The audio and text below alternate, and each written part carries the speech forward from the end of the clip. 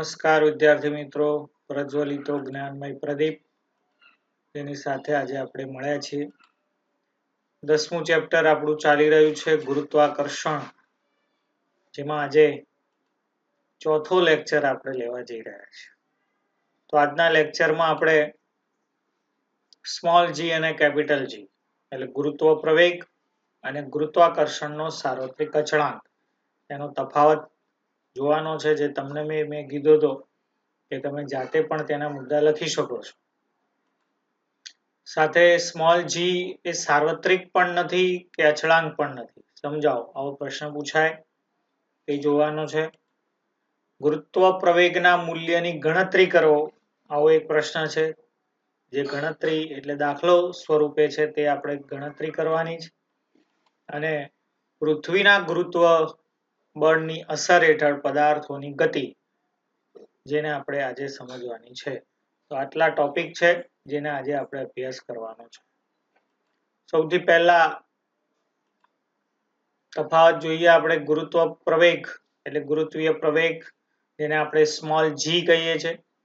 ગુરુત્વાકર્ષણનો સાર્વત્રિક અચળાંક, જેને આપણે કેપિટલ G કહીએ છીએ.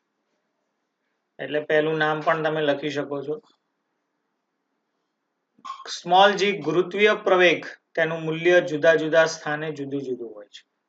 એટલે પ્રત્યેક સ્થળે તેનું મૂલ્ય એક સમાન હોતું નથી. જ્યારે કેપિટલ G એટલે ગુરુત્વાકર્ષણનો સાર્વત્રિક અચળાંક, વિશ્વમાં દરેક સ્થાને કેપિટલ G નું મૂલ્ય અચળ રહે છે. એટલે વિશ્વમાં પ્રત્યેક સ્થળે કેપિટલ G નું મૂલ્ય કેવું છે? અચળ છે. સ્મોલ g જે સાર્વત્રિક અચળાંક નથી, સ્મોલ g એ સાર્વત્રિક અચળાંક નથી, એટલે બધી જગ્યાએ તેનું મૂલ્ય સમાન હોતું નથી. જ્યારે કેપિટલ G એ સાર્વત્રિક અને અચળ છે. સાર્વત્રિક એટલે બધી જ જગ્યાએ એ કેવું છે? અચળ છે. પૃથ્વીની સપાટી પર સ્મોલ g નું મૂલ્ય કઈ જગ્યાએ? બધે નહીં, પૃથ્વીની સપાટી પર સ્મોલ g એટલે ગુરુત્વ પ્રવેગનું મૂલ્ય 9.8 મીટર પ્રતિ સેકન્ડ સ્ક્વેર છે. પૃથ્વીની સપાટી પર જ, પૃથ્વીની સપાટીથી જેમ જેમ ઉપર જઈએ ગુરુત્વ પ્રવેગ g નું મૂલ્ય ઘટે છે. સૌથી વધુ પૃથ્વીની સપાટી પર છે, એટલે મહત્તમ મૂલ્ય તેનું આટલું છે, 9.8 મીટર પ્રતિ સેકન્ડ સ્ક્વેર. જ્યારે અહીંયા કેપિટલ G સાર્વત્રિક અચળાંક, જેનું મૂલ્ય કેવું છે? અચળ છે. પ્રત્યેક સ્થળે, વિશ્વના કોઈ પણ સ્થળે જઈએ, કોઈ પણ ખૂણા ઉપર જાઓ, પૃથ્વીના કોઈ પણ ખૂણે જાઓ, પૃથ્વીની બહારના કોઈ પણ ખૂણે જાઓ, તો કેપિટલ G ગુરુત્વાકર્ષણનો સાર્વત્રિક અચળાંક એટલે કેપિટલ G નું મૂલ્ય અચળ રહે છે. એટલે વિશ્વના પ્રત્યેક સ્થળે, ખાલી પૃથ્વીની વાત નથી, કોઈ પણ વિશ્વના ખૂણે જાઓ તો એનું G નું મૂલ્ય અચળ છે. તેનું મૂલ્ય કેટલું? 6.67 ગુણ્યા 10⁻11 ન્યૂટન મીટર સ્ક્વેર પ્રતિ કિલોગ્રામ સ્ક્વેર. તેનું મૂલ્ય કેટલું છે? ફરીથી એકવાર 6.67 ગુણ્યા 10⁻11 ન્યૂટન મીટર સ્ક્વેર પ્રતિ કિલોગ્રામ સ્ક્વેર. અને બોલવામાં સરળતા રહે એટલે આપણે આ રીતે બોલીએ, પ્રતિ કિલોગ્રામ સ્ક્વેર. કિલોગ્રામ -2 નો મતલબ શું થાય? તો અહીંયા વચ્ચે એક લીટો કરો, માઇનસ ના કરવો હોય તો એને પ્રતિ બોલાય, એટલે કિલોગ્રામ સ્ક્વેર એ છેદમાં આવે છે, એનો અર્થ એવો થાય. બરાબર? તો અહીંયા તફાવત થયો small g capital G. Small g એટલે ગુરુત્વીય પ્રવેગ, કેપિટલ G એટલે ગુરુત્વાકર્ષણનો સાર્વત્રિક અચળાંક. આનો SI એકમ મીટર પ્રતિ સેકન્ડ સ્ક્વેર, આનો SI એકમ ન્યૂટન મીટર સ્ક્વેર પ્રતિ કિલોગ્રામ સ્ક્વેર. મૂલ્ય સ્મોલ g નું દરેક સ્થાને જુદું જુદું હોય, કેપિટલ G નું મૂલ્ય અચળ હોય. સ્મોલ g સાર્વત્રિક અચળાંક નથી, કેપિટલ G સાર્વત્રિક અને અચળાંક છે.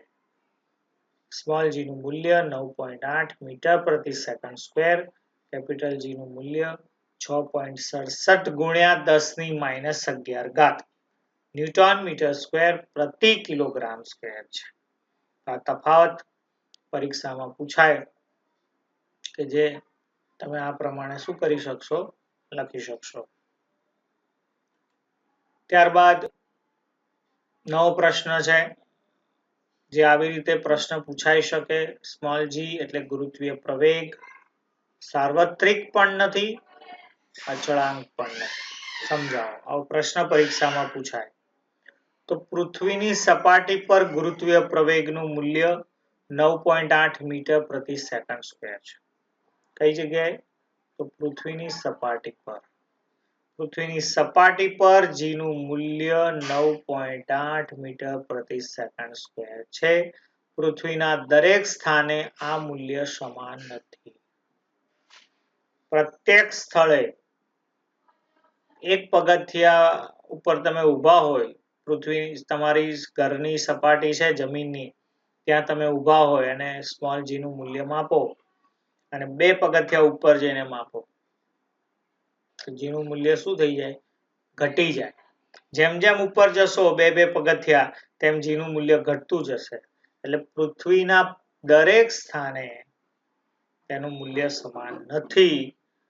ઊંચાઈ બદલાતા ઊંડાઈ પર જતા જી નું મૂલ્ય ઘટે છે. આ ધ્યાન રાખજો. ઊંચાઈ બદલાતા, જે મેં હમણાં કીધું તમને કે તમે જ્યાં ઊભા છો ત્યાંથી 2 પગથિયા ઉપર જાઓ, ત્યાંથી 2 પગથિયા ઉપર જાઓ તો શું થશે? ઘટશે. ઊંડાઈ પર જતા પૃથ્વીની જે સપાટી છે ત્યાં જી નું મૂલ્ય મહત્તમ છે 9.8 મીટર પ્રતિ સેકન્ડ સ્ક્વેર.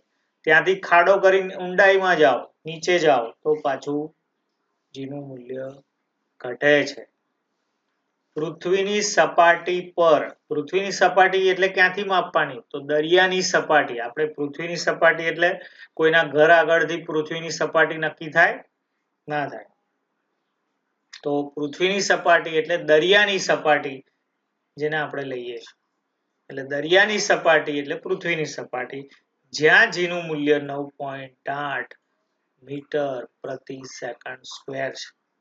પણ ત્યાંથી ઉપર જાઓ, પૃથ્વીની સપાટીથી ઊંચાઈએ જાઓ, પૃથ્વીની સપાટીથી ઊંડાઈએ જાઓ તો જી નું મૂલ્ય શું થાય? ઘટે છે. જી નું મૂલ્ય ઘટે છે. પૃથ્વી પર જ જી નું મૂલ્ય અચળ નથી. પૃથ્વી પર પણ અચળ નથી. તેને પણ અચળાંક કહી શકાય નહીં. કેમ? કારણ કે બ્રહ્માંડમાં પણ જુદા જુદા સ્થાને જી નું મૂલ્ય જુદું જુદું છે. માટે તે સાર્વત્રિક નથી. હમણાં તમને કીધું કે તમે 2 પગથિયા ખાલી ઉપર જશો તો પણ જી નું મૂલ્ય બદલાઈ જશે. પૃથ્વી પર જ જી નું મૂલ્ય અચળ નથી. માટે તેને અચળાંક કહી શકાય નહીં. બ્રહ્માંડમાં પણ જુદા જુદા સ્થાને જી નું મૂલ્ય કેવું હોય? જુદું જુદું હોય. માટે એને આપણે સાર્વત્રિક નથી તેવું કહીએ છીએ. આ પ્રશ્ન હતો આપણો. સ્મોલ જી એટલે ગુરુત્વીય પ્રવેગ. ગુરુત્વ પ્રવેગ પણ કહેવાય, સાર્વત્રિક પણ નથી, અચળાંક પણ નથી. સમજાવો. પરીક્ષામાં આ રીતે પૂછાય. લખી શકો છો. નવો પ્રશ્ન છે, ગણતરી કરવાની છે, એક દાખલા સ્વરૂપનું છે. ગુરુત્વીય પ્રવેગ જી ના મૂલ્યની ગણતરી કરો. આવો પ્રશ્ન છે આપણો. ગુરુત્વીય પ્રવેગ જી ના મૂલ્યની શું કરો? ગણતરી કરો. પૃથ્વીની સપાટી પરના બિંદુએ ગુરુત્વીય પ્રવેગ, એનું સૂત્ર લખ્યું છે આપણે. સ્મોલ જી બરાબર કેપિટલ જી, એમ એટલે પૃથ્વીનું દળ, છેદમાં આર સ્ક્વેર એટલે પૃથ્વીની ત્રિજ્યા. આર એટલે પૃથ્વીની ત્રિજ્યા. કારણ કે પૃથ્વીની શું લીધી છે આપણે? સપાટી લીધી છે. એટલે પૃથ્વીની સપાટી પર તે બિંદુએ ગુરુત્વીય પ્રવેગ કેટલો? તો small G is equal to capital G M ગુણ્યા આર સ્ક્વેર. એમાં કેપિટલ જી એટલે કોણ? તો સાર્વત્રિક ગુરુત્વાકર્ષી અચળાંક એટલે ગુરુત્વાકર્ષણનો સાર્વત્રિક અચળાંક. તો કેપિટલ G નું મૂલ્ય કેટલું? હમણાં આગળ આપણે લખ્યું 6.67 ગુણ્યા 10⁻11 ન્યૂટન મીટર સ્ક્વેર પ્રતિ કિલોગ્રામ સ્ક્વેર.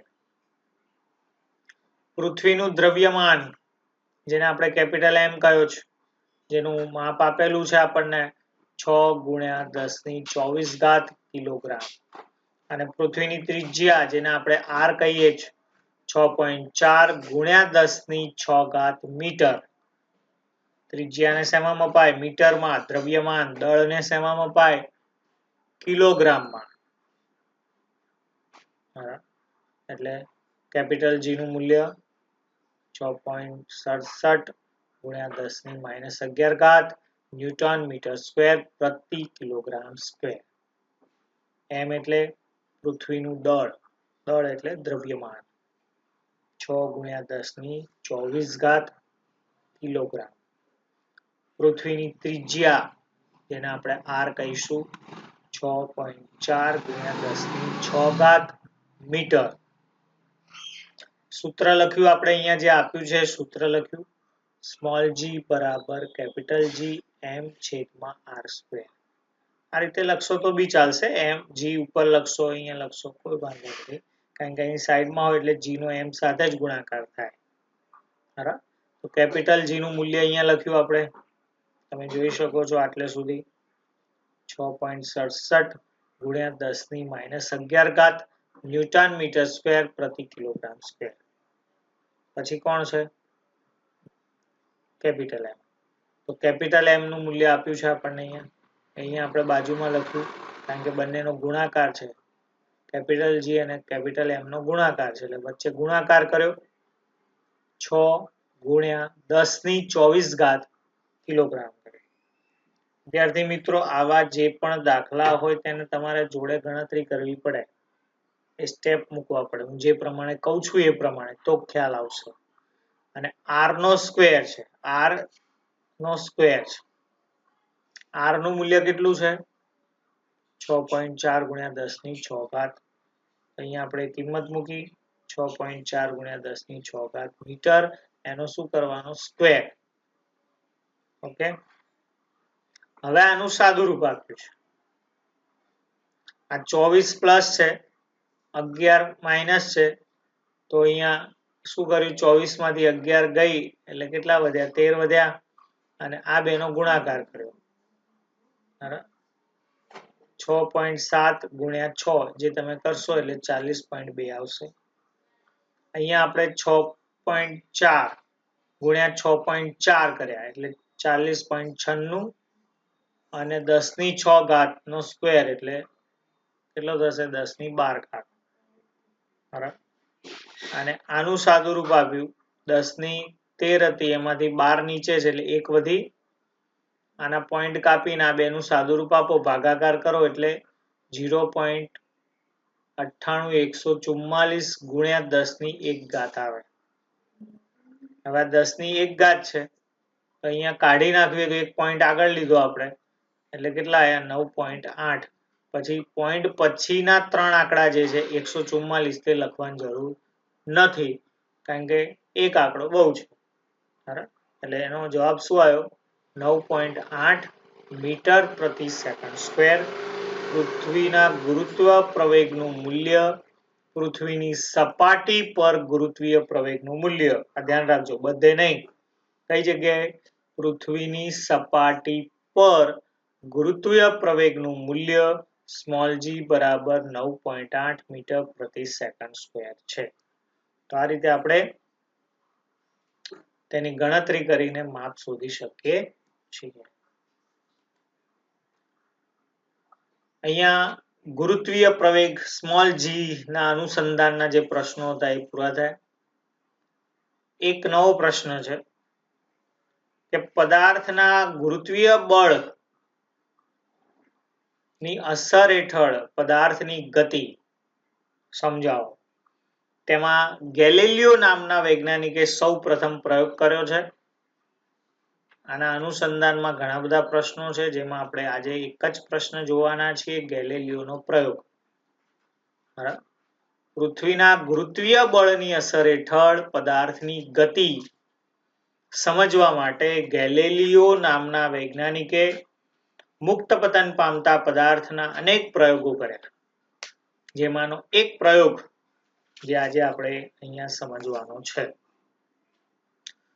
તો ગેલિલિયો નામના વૈજ્ઞાનિકે મુક્ત પતન પામતા પદાર્થના અનેક પ્રયોગો કર્યા, જેમાં પદાર્થના ગુરુત્વીય બળની અસર હેઠળ પદાર્થની ગતિ માટેનો પ્રયોગ કરવા માટે ગેલિલિયો ઇટાલીના પિઝાના ઢળતા મિનારા પર જાય છે. સમજો બરોબર, કઈ જગ્યાએ આ પ્રયોગ કરવા માટે જાય છે? તો ઇટાલીના પિઝાના ઢળતા મિનારા પર જઈને ત્યાં પ્રયોગ કરે છે. તેના માટે જુદા જુદા બે પથ્થર લે છે. શું લે છે? બે જુદા જુદા પથ્થરો, જે બંનેનું દળ પણ જુદું જુદું છે. બંને જુદા જુદા દળના બે પથ્થરો એક સાથે નીચે પડવા દે છે. હવે જોવે છે, સમજો કે એક પથ્થરનું દળ 10 કિલોગ્રામ છે અને એક પથ્થરનું દળ 50 કિલોગ્રામ છે. આવું એક આપણે સમજી લઈએ. એટલે બંને પથ્થરને તે એક સાથે શું કરે છે? નીચે પડવા દે છે, એટલે મુક્ત પતન કરે છે. અને એ મુક્ત પતન પામતા બંને પદાર્થો જમીન પર એક સાથે જ નીચે પડ્યા. આવું કોણે જોયું? ગેલિલિયોએ. શું કર્યું એને? તો બે પથ્થર લીધા, બંનેનું દળ કેવું હતું? તો જુદું જુદું હતું. ઇટાલીના પિઝાના ઢળતા મિનારા પરથી તે બંને પદાર્થને એક સાથે નીચે છોડી દીધા, એટલે મુક્ત પતન કર્યું.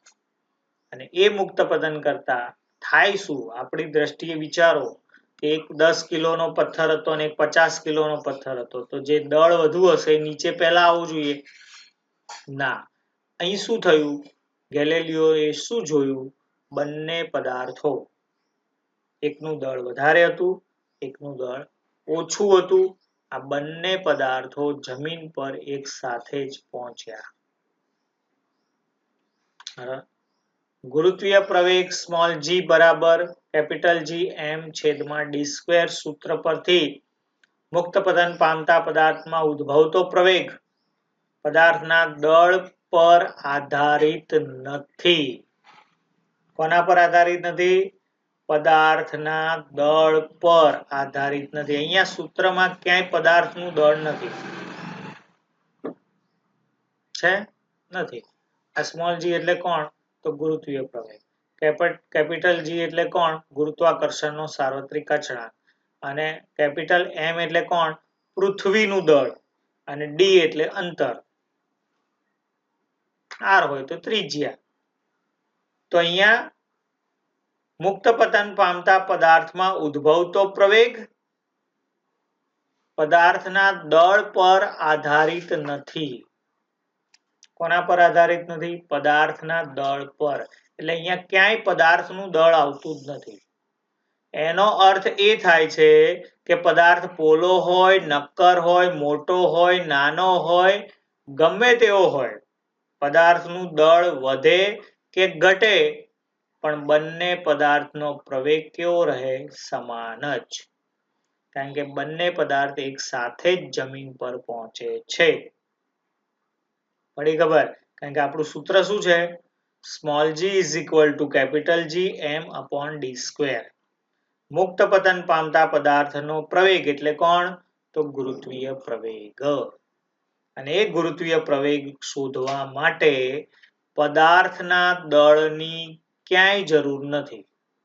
પદાર્થનું દળનું મૂલ્ય જોઈતું જ નથી.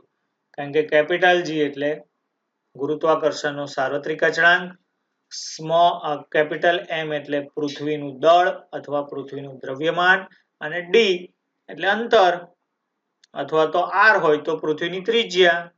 તો અહીંયા પદાર્થનું દળ ક્યાંય આવતું નથી.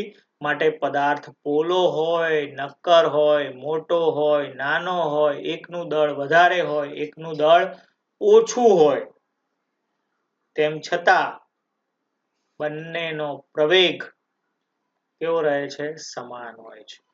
બંને પદાર્થ એક સાથે જ જમીન પર પહોંચે છે. તો હવે તમને પ્રશ્ન થાય કે આપણે ધાબા ઉપર જઈને એક કાગળનો ટુકડો લઈએ અને એક લોખંડ કે પથ્થરનો ટુકડો લઈએ અને બંનેને એક સાથે છોડી દઈએ, મુક્ત પતન કરીએ, તો કાગળનો ટુકડો અને પથ્થર બંને સાથે નીચે આવશે? નહીં આવે. આપણે તો આવતા નથી, તો ગેલિલિયોને કેમ બંને સાથે આવ્યા? એનું કારણ અહીંયા આપણે લખ્યું છે કે જો કાગળની શીટ તથા પથ્થરને સમાન ઊંચાઈએથી પડતા મૂકીએ તો બંને એક સાથે જમીન પર પહોંચશે નહીં. આખું દ્રશ્ય મગજમાં ઊભું કરો કે તમે 5 કે 7 માળની બિલ્ડિંગ હોય તેના ધાબા ઉપર જાઓ, એક હાથમાં કાગળનો ટુકડો રાખો, એક હાથમાં પથ્થર રાખો, બંનેનું એક સાથે મુક્ત પતન કરો તો બંને સાથે નીચે આવશે. આવું ગેલિલિયો કહે છે કે બંને સાથે નીચે આવે, અને ગેલિલિયો સાચો છે તો આપણે ખોટા, કારણ કે આપણે તો કાગળ હવામાં ઉડે છે અને પથ્થર નીચે આવી જાય છે. એનું કારણ જે આપણે અહીં લખ્યું છે, એનું કારણ કે કાગળની શીટ હવાનો અવરોધ વધુ લાગે છે, જ્યારે પથ્થર પર હવાનો અવરોધ ઓછો લાગે છે. આ ક્યાં થશે? ગેલિલિયો જે આ પ્રયોગની વાત કરે છે કે બંનેનું દળ અલગ અલગ હોય તેમ છતાં બંનેનો પ્રવેગ સમાન હોય છે, બંને પદાર્થો જમીન પર એક સાથે નીચે આવે છે. આવું ક્યાં થાય? જ્યાં ઘર્ષણ બળ ના હોય ત્યાં થાય. શું ના હોય? ઘર્ષણ બળ. અહીંયા કાગળની શીટ પર હવાનું શું લાગે છે? ઘર્ષણ લાગે છે, અને હવાનું ઘર્ષણ કાગળ ઉપર વધુ લાગે છે, અવરોધ વધુ લાગે છે, જ્યારે પથ્થર પર હવાનો અવરોધ એટલે એનો ઘર્ષણ ઓછો લાગે છે. તેથી કાગળની શીટ અને પથ્થર બંને સાથે નીચે આવશે નહીં. પથ્થર કરતા કાગળની શીટ જમીન પર મોડી પહોંચે છે, પથ્થર વહેલા આવશે. આવું કેમ થયું? ઘર્ષણ બળને લીધે આવું થયું, કારણ કે આપણે અહીંયા ઘર્ષણ બળ છે. તો ગેલિલિયો આ પ્રયોગ ક્યાં કરે છે? ઇટાલીના પિઝાના ઢળતા મિનારા પર જઈને કરે છે, જ્યાં શું છે? તો શૂન્યાવકાશ છે. જ્યાં શૂન્યાવકાશ છે ત્યાં બંને પદાર્થને મુક્ત પતન કરીએ તો બંને એક સાથે જ જમીન પર પહોંચે છે, કારણ ત્યાં હવાનો અવરોધ, હવાનું ઘર્ષણ ત્યાં લાગતું નથી. આમ જ્યાં હવાનું ઘર્ષણ બળ નથી, હવાનો અવરોધ નથી, ત્યાં આ ગેલિલિયોનો પ્રયોગ તમને જોવા મળશે. બંને પદાર્થ એક સાથે જ જમીન ઉપર આવતા જોવા મળે છે. પણ જ્યાં ઘર્ષણ બળ છે, જ્યાં હવાનો શું છે? અવરોધ છે, ત્યાં તમને પ્લસ માઇનસ એટલે કોઈક વહેલા કોઈક મોડા આવતો જોવા મળશે. તો શૂન્યાવકાશમાં આ બંને પદાર્થો મુક્ત પતન પામતા બંને એક સાથે જ જમીન પર આવે છે, કારણ ત્યાં હવાનો અવરોધ લાગતો નથી. તો આ રીતે પૃથ્વીના ગુરુત્વીય બળ એટલે ગુરુત્વાકર્ષણ બળની અસર હેઠળ પદાર્થોની ગતિ જે થાય છે તેના અલગ અલગ પ્રયોગો ગેલિલિયોએ કર્યા છે, જેમાંનો ઇટાલીના પિઝાના ઢળતા મિનારા ઉપર તેણે 2 અસમાન દળના પદાર્થો લીધા, પથ્થર લીધા અને તેને નીચે પાડ્યા, મુક્ત પતન કર્યું, અને તે બંને સાથે જ જમીન ઉપર પહોંચે છે. તે આ પ્રયોગ દ્વારા આપણને ગેલિલિયો સમજાવે છે. હજુ ઘણા બધા પ્રશ્નો છે. મુક્ત પતન પામતા પદાર્થના ગતિના સમીકરણો આપણે સમજવાના છે, જે સમીકરણો આપણે આગળના નેક્સ્ટ લેક્ચરમાં સમજશું. તો આજે જે પ્રશ્નો ચાલ્યા છે તે તમારે તૈયારી કરવાની છે. ખાસ તૈયાર કરો, યાદ રાખો, 2 થી 3 વખત જુઓ વિડીયો, 3 થી 4 વખત વાંચો, 1 વખત લખવાના છે ફરજિયાત. બધા લોકોએ સરસ મજાની નોટ બનાવવાની છે અને એની અંદર આ બધા જ પ્રશ્નોના જવાબ લખવાના છે. તો આ જ રીતે આપણે તૈયારી કરતા રહીએ. પુનઃ પુનઃ કરતી ઇતિ અભ્યાસ વારંવાર જે કરવામાં આવે તેને શું કહેવાય અભ્યાસ